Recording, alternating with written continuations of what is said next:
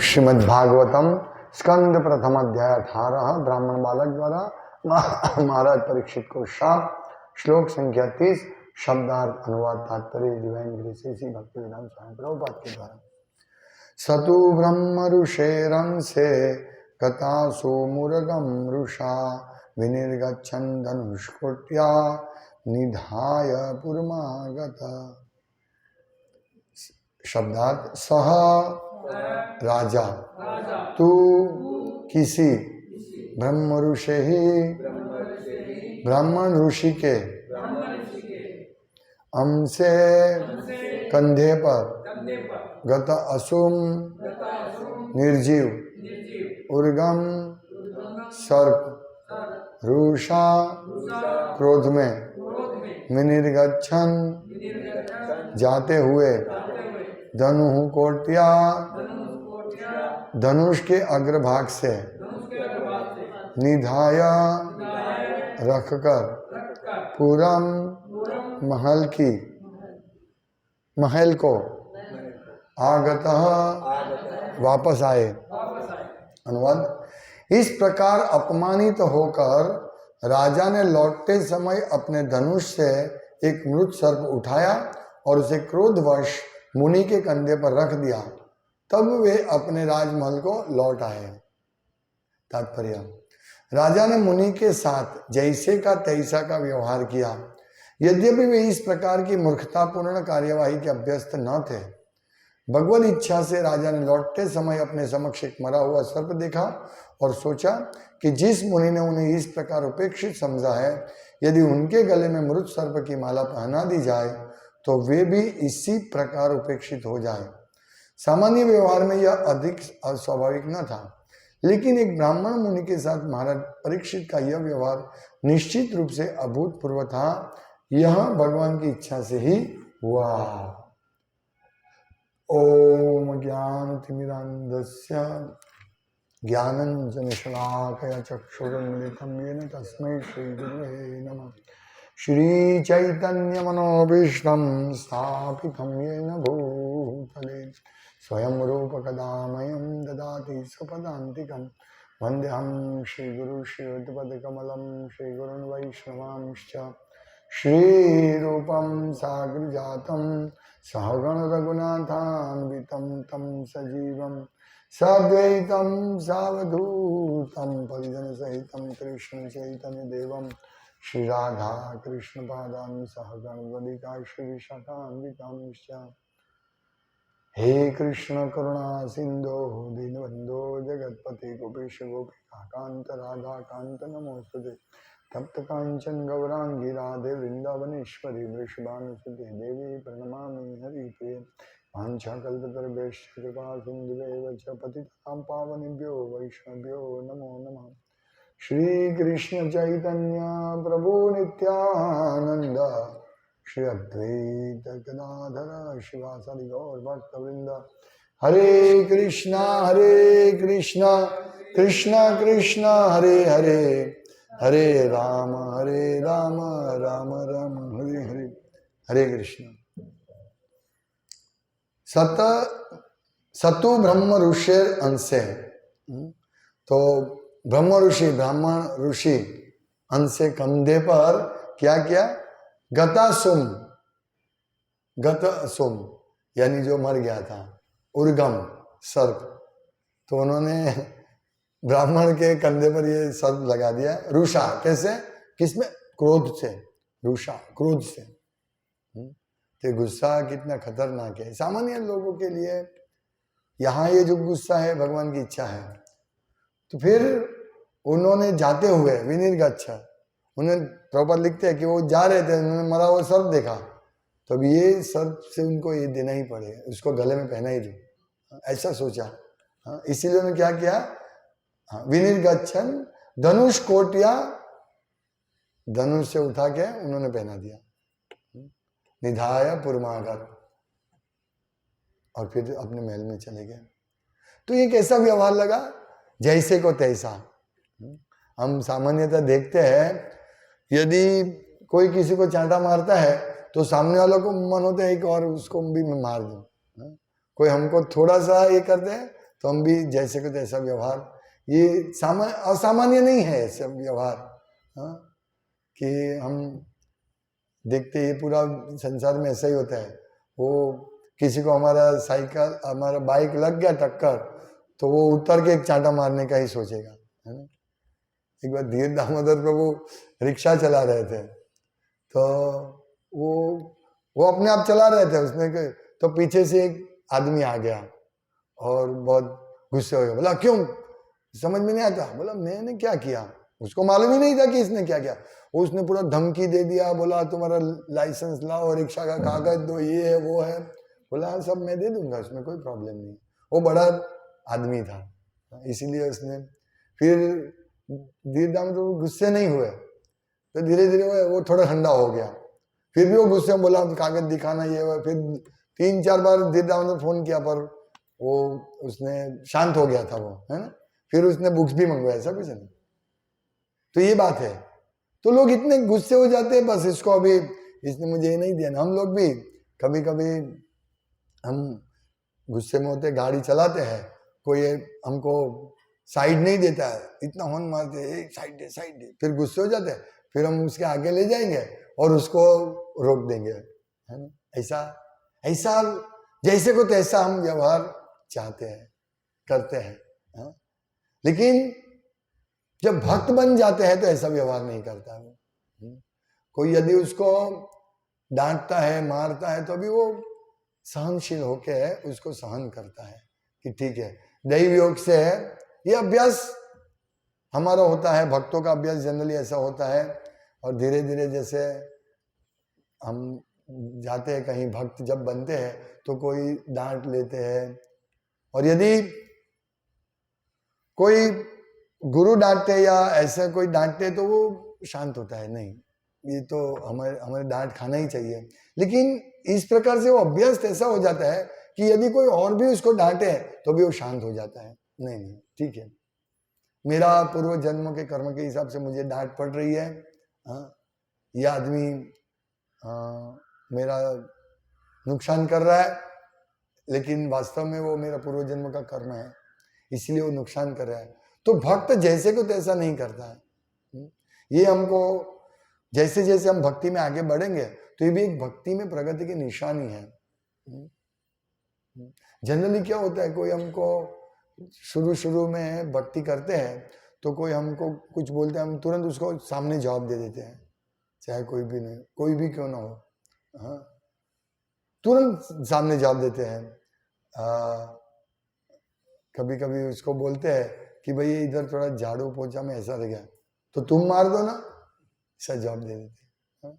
जैसे वो ये जनरली नए भक्तों के साथ ऐसा होता है। लेकिन जब भक्त आगे बढ़ता है तो ये बहुत सुंदर लक्षण है, ये गुण, टॉलरेंस, ये गुण बहुत आवश्यक है।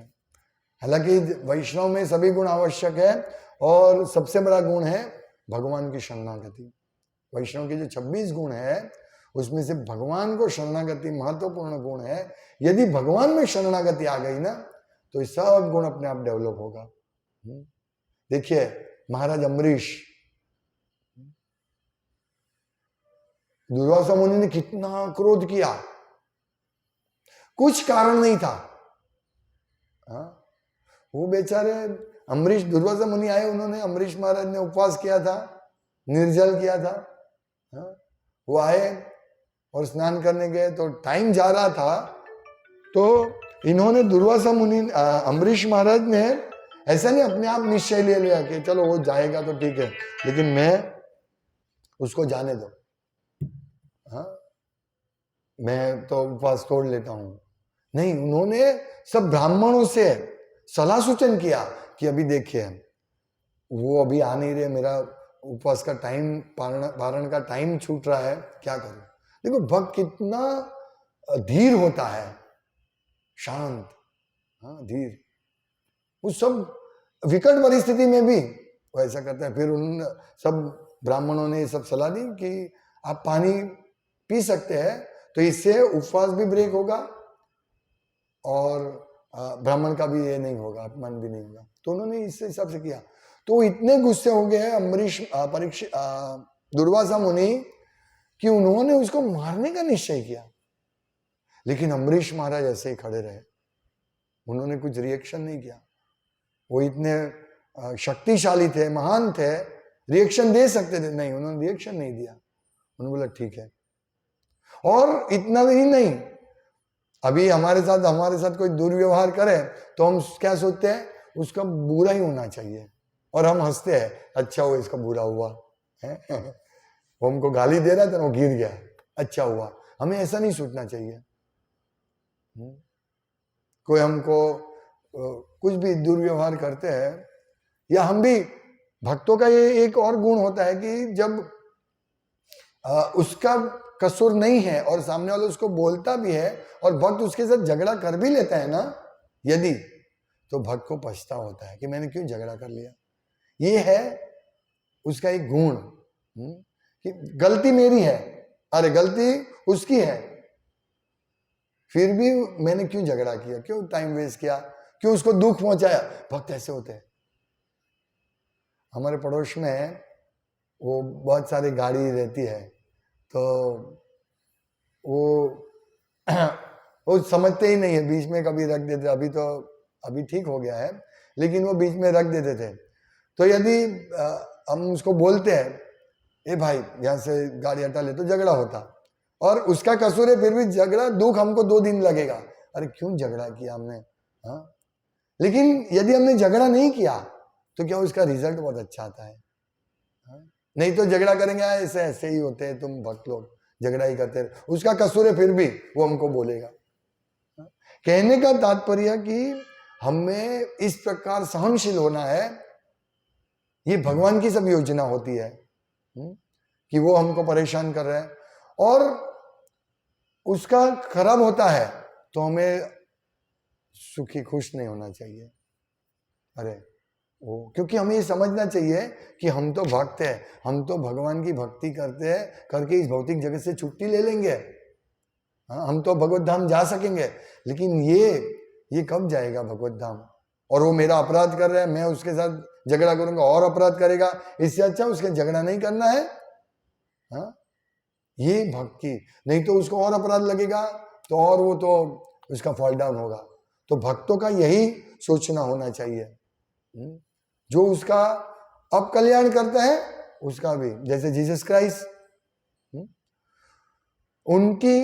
उनके हाथ में खिला ठोक रहे थे, उनको मृत्यु दंड दे रहे थे, तो जीसस क्राइस्ट ने क्या बोला, भगवान इसको मालूम नहीं है कि वो लोग क्या कर रहे हैं, आप उसको माफ कर देना।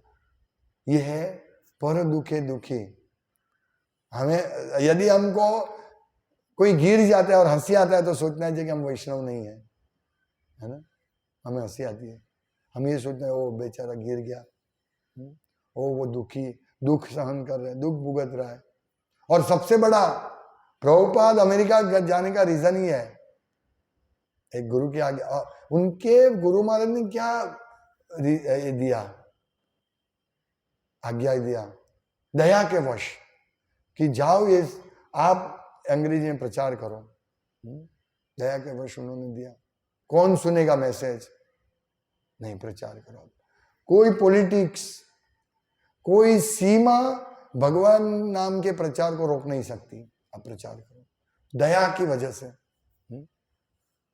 इसीलिए यदि कोई दुख भुगत रहा है भौतिक जगत में, तो हमें तुरंत ही सोचना चाहिए, मतलब बाह्य रूप से नहीं मैं बात कर रहा हूं, लेकिन यदि कोई किसी को शारीरिक, मतलब बाह्य रूप से कोई गिर गया, हमको डांटने के बाद कोई गिर गया, उसको कुछ बुरा हुआ, तो हमें ये नहीं सोचना चाहिए अच्छा हुआ।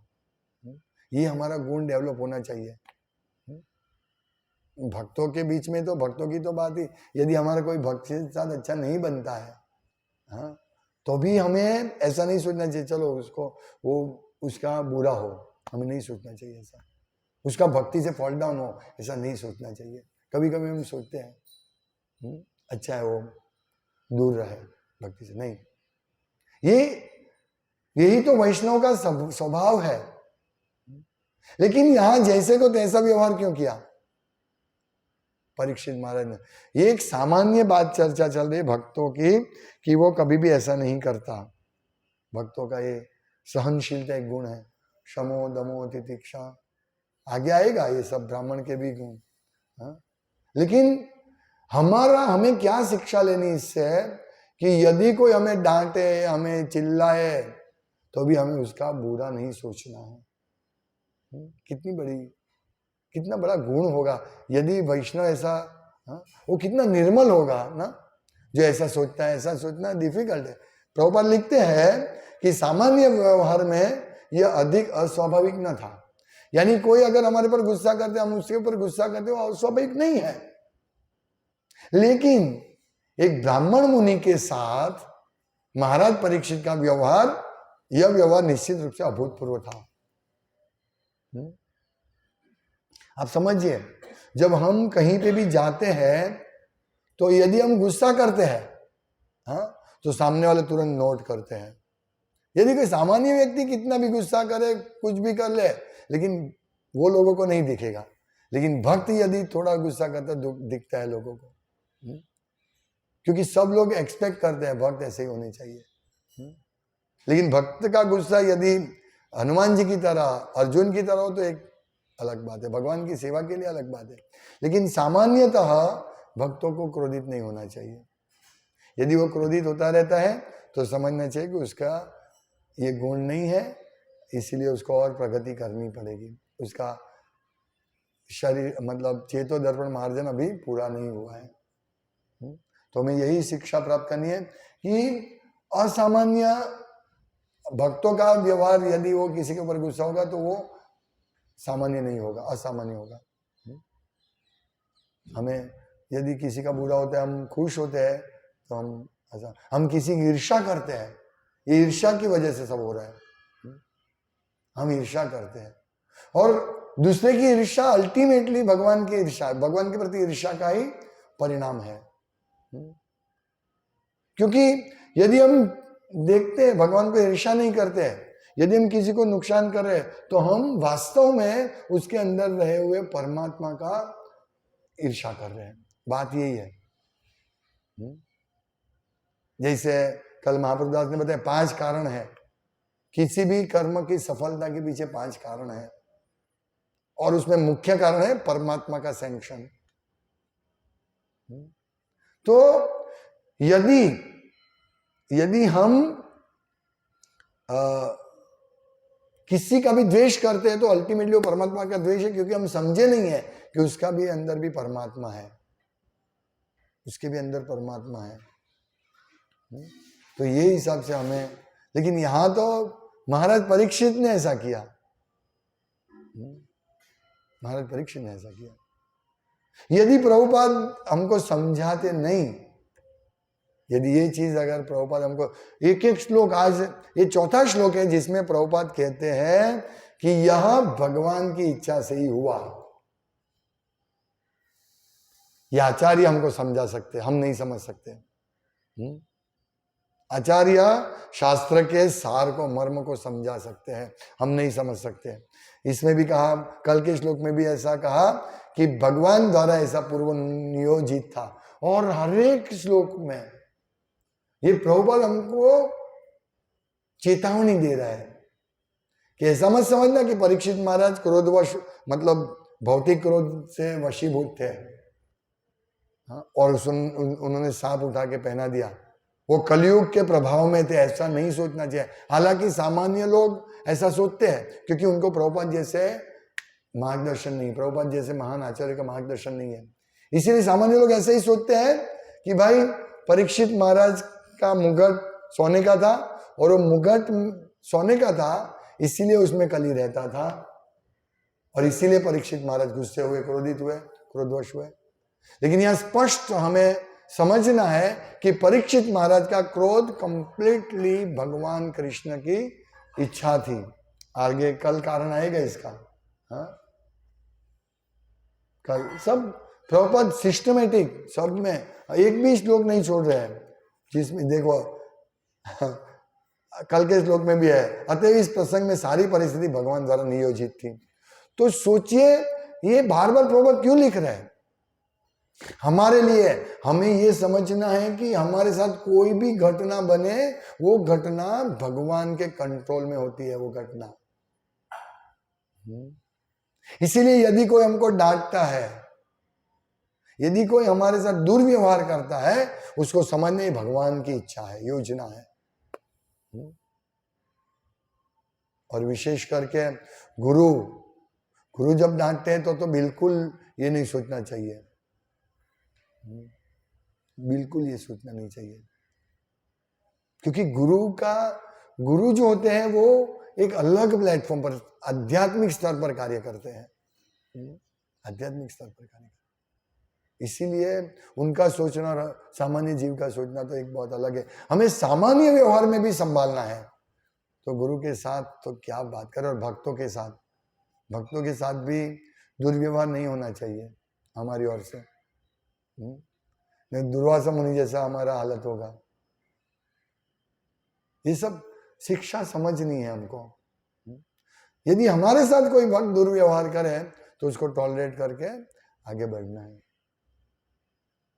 ऐसे जो महाप्रभु ने क्या बोला, जैसे ही तुम प्रचार करने जाओगे तुरंत समस्या आएगी। यदि प्रचार नहीं करोगे, ठीक है, भागवतम क्लास दिया, प्रसाद लिया, हम अपने घर चले गए, सुबह मंगलारती में आए, कोई आए नहीं आए, कोई चिंता नहीं है, तो कोई प्रॉब्लम नहीं। लेकिन कोई भगवत मंगलारती में नहीं आते हैं तो हम उनको डांटते हैं।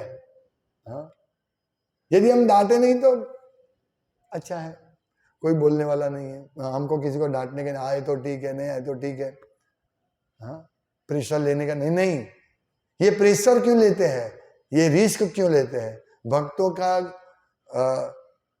के इस तरह के पुशिंग करना क्यों है? प्रचार के लिए, उसका कल्याण हो इसके लिए हम पुशिंग करते हैं।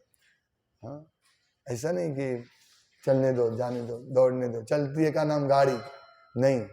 प्रचार मीन्स आपको ये करना है, रिस्क लेना है। रिस्क जीव का भी जोखिम हो सकता है। प्रहलाद महाराज ने रिस्क लिया था, तो इसीलिए रिस्क लेना है। यहाँ तो हम सबको इस प्रकार परीक्षित महाराज की तरह, जैसे वो आगे सोचेंगे कि क्यों ऐसा हुआ, ये भक्त ही सोच सकता है। उसके साथ दुर्व्यवहार, खराब घटना, धन उसका चला जाना, जो भी होता है वो सोचता है। जैसे नारद मुनि छोटे बालक थे, उसकी माँ को उसमें शब्द लिखते हैं कि दैव इच्छा से सर्प ने काट लिया, दैव इच्छा से, और उनका मृत्यु हो गया। जो एकमात्र उनके आश्रय थे 5 साल के, वो दासी पुत्र का, नारद मुनि जब पूर्व जन्म में एकमात्र आश्रय था, लेकिन नारद मुनि विचलित नहीं हुए। ये है भक्तों का गुण, क्योंकि उन्होंने भक्ति वेदांत साधुओं के साथ संग किया था। और हम भी भक्ति वेदांत स्वामी शिल प्रभुपाद के साथ संग कर रहे हैं प्रतिदिन, तो हमारे में भी ये सब गुण आने चाहिए। आप लोग सुन रहे, मैं सुन रहा हूं, यहाँ जो देख रहे वो सब सुन रहे हैं, तो ये शिक्षा हमको लेनी है कि हमारे साथ अगर विपरीत परिस्थिति आए तो भी हमें क्रोध नहीं करना है। हाँ, भगवान की सेवा के लिए कुछ क्रोध करना पड़े, एक अलग बात है, लेकिन सामान्य स्थिति में हमें क्रोध नहीं करना है। लेकिन यहाँ तो परीक्षित महाराज के पास तो भगवान बहुत उच्चा कार्य करवाना चाहते थे, इसीलिए क्रोध किया। तो ये सब हमें शिक्षा ग्रहण करनी है, और इस प्रकार से सब चीज में भगवान का इच्छा को समझना है। कभी हम लोग कोई रास्ते से जा रहे हैं और ऐसा होता है कि हम गलत रास्ते पर चले जाए, लेकिन वो गलत रास्ते में भी कुछ बड़ा काम होता है, बड़ा काम हो जाता है ना, बड़ा काम हो जाता है, हमें मालूम नहीं होता है। लेकिन इसलिए भगवान जहां ले जाए हम वहां जाएंगे, हम वहां जाते हैं। भक्तों का यही भगवत इच्छा, कृष्णा विलिंग। कल हम लोग भागवतम क्लास करेंगे, कृष्णा विलिंग। यदि कृष्ण की इच्छा होगी तो, कृष्ण की इच्छा नहीं होगी तो हम नहीं कर पाएंगे। तो ये सब चल रहा है कृष्ण की इच्छा से, पूरा तंत्र लेकिन कृष्ण का हाथ कहां दिखता है? अंधे को नहीं दिखेगा, लेकिन भगवान के भक्त को दिखेगा, क्योंकि भगवान का भक्त भक्ति वेदांत भक्तों का संग करके ये सब समझ जाता है कि जब सब चीज में भगवान का हाथ है, सब चीज में भगवान के हाथ इतने अनंत है। कितने इस पृथ्वी पर अनंत जीव है, गिन नहीं सकते। इस हमारे इसमें भी लाखों करोड़ों जीव है, लाखों करोड़ों जीव है एक छोटी सी जगह में, असंख्य। तो अनंत कोटि ब्रह्मांड में कितने हो गए? और वो अनंत कोटि ब्रह्मांड के जीव तो आध्यात्मिक जगत के जीव से तीसरे भाग के हैं, पा भाग जैसे हैं। सॉरी, हाँ, सोचिए वहां कितने जीव है। तो ये सब जीव अनंत कोटि जीव है, उन सब पे भगवान का कंट्रोल, एक एक जीव का मैसेज भगवान के पास आता है। देखिए कितने भगवान शक्तिशाली है। हम इतने बैठे हैं, 4, 4, 8 और 9, इधर 9 मनुष्य है। तो 9 मनुष्य में यदि मैं एक व्यक्ति से बात करूंगा, एक के सामने ध्यान करूंगा, तो बाकी के क्या कर रहे मुझे मालूम नहीं पड़ेगा। लेकिन भगवान तो एक एक जीव का रिपोर्ट है भगवान के पास, एक एक जीव का। और इसके साथ ऐसा ही होना चाहिए घटना, वो भी भगवान की योजना, मतलब भगवान की शक्ति ऐसी है कि मैंने यदि 1 रुपये का चोरी किया है और आपने कुछ नहीं किया और हम लोग साथ में ही है, फिर भी मुझे 1 रुपये की चोरी का सजा मिलेगा और आपको कुछ नहीं मिलेगा। ये सब भगवान साथ में रहते हैं फिर भी। देखिए क्या व्यवस्था है। तो इसीलिए भगवान अनंत है और उनका सबके ऊपर नियंत्रण है, सबकी व्यवस्था, सबकी खबर भगवान रखते हैं। तो सोचिए यदि हम भगवान की भक्ति कर, हम अकेले में सोचते कि हम ऐसा कर लेंगे, तो भगवान को मालूम है, हमारे मन की इच्छा जानते हैं परमात्मा के रूप में। और बहुत सारी शक्तियां है भगवान की अलग अलग रूप से। तो हमें सतत परमात्मा वॉच कर रहे हैं। यदि हमको ये ईश्वर सर्वभूतानां हृदयेषु अर्जुन, तो ये ज्ञान बहुत महत्वपूर्ण ज्ञान है कि भगवान की निगरानी में हम लोग हैं, सतत भगवान हमको देख रहे हैं। इस प्रकार हमें समझना है। तो हमें यदि हम किसी के साथ खराब व्यवहार करते हैं तो हमें ऐसा नहीं सोचना है ये तो भगवान की इच्छा है, ऐसा भी नहीं कर देना है। मैंने बताया था ना, आगे भी बताया था कि एक बार हम लोग मंदिर, इस्कॉन मंदिर में प्रभुपाद की आरती से पहले, प्रभुपाद गुरु पूजा से पहले परिक्रमा करते हैं प्रभुपाद के विग्रह को लेकर। तो 2 परिक्रमा किया, फिर वो सीधा चले गए। तो एक भक्त हंस के मैंने बोला अरे 3 परिक्रमा करनी चाहिए। तो बोले जैसे प्रभुपाद की इच्छा। बोला ये प्रभुपाद की इच्छा नहीं, हमारी गलती है। हाँ, हम सबको प्रभुपाद की इच्छा में एक चांटा मार दूंगा, फिर बोले ये प्रभुपाद की इच्छा है, ये भगवान की इच्छा। ऐसा नहीं होना चाहिए। यदि हम गलती करते हैं तो हमें ये भी एहसास होना चाहिए मेरी गलती है। हाँ, ये प्रभुपाद की, भगवान की इच्छा है, ऐसा नहीं सोचना चाहिए उस टाइम पे मेरी गलती है। हाँ, नहीं तो फिर हम ऐसे गुंडे बन जाएंगे, ये चांटा सबको मारते हैं, ये भगवान की इच्छा है। हाँ, नहीं, ये भी समझना है। तो मैंने उसको बोला ये प्रभुपाद की इच्छा नहीं है, ये हमारी गलती है, हमें ये ध्यान रखना चाहिए। और हमें इसका पश्चाताप होना चाहिए, वो मैंने गलती कर दिया। हाँ, ये गुण है। हाँ, नहीं तो हम सबको भगवान की इच्छा समझ के सब अपना मन, अभी ये यहाँ खाने का मिल रहा है, हम बहुत भूखे हैं 2 दिन से, तो चलो भाई खा ले, चलेगा भगवान की जैसी इच्छा। ये नहीं। हाँ, शादी में जाते कोई कच्चा भक्त होता है, हाँ इतना बढ़िया है, चलो भगवान की इच्छा खा लेते हैं। एक बार खाने से क्या होता है? ये भगवान की इच्छा नहीं है, ये तुम्हारी इच्छा है जो भगवान के साथ मैच नहीं होती है। हाँ, हमारी इच्छा और भगवान की इच्छा कैसे जाने? जब हमारी इच्छा भगवान के साथ मैच होने वाली है, वो उसको समझना चाहिए। हाँ, यदि मैं कहीं पे जाता हूं और मैं सोचता हूं खा लो, जैसी भगवान की इच्छा नहीं, वो भगवान ने क्या बोला है, ऑफर करके खाओ, भक्त्या तदहम भक्ति रूपा रतम अश्नामी प्रयातात्मना।